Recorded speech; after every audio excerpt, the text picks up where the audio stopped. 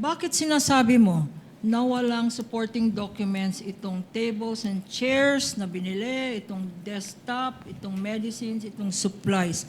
Ano ang kailangan mo na supporting document?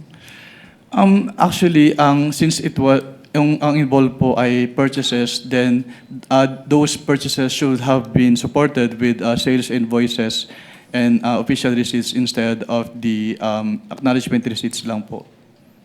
In other words, Mr. Witness, itong acknowledgement receipt, walang kasamang mga resibo.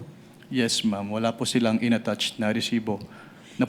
Hindi ba confidential yan kung saan drugstore ka bumili ng medicine?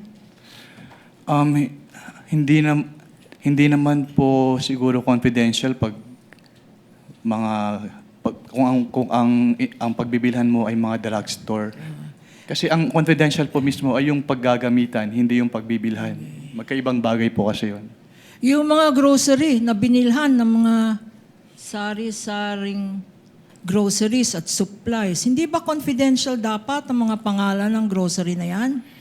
Hindi naman po kailangan maging confidential yung pangalan ng mga groceries. Katulad nga po ng sinabi ko, ang confidential ay yung paggagamitan, hindi yung pagbibilhan. At magkaibang bagay po kasi yun. Yung hardware stores na pinagbilhan ng mga tables and chairs tsaka desktop, hindi ba confidential yung mga pangalan ng mga hardware stores na yan? Hindi rin po necessarily na confidential yung pangalan ng hardwares dahil yun nga po, hindi naman confidential yung pinagbilan kundi yung paggagamitan ng kanilang pondo.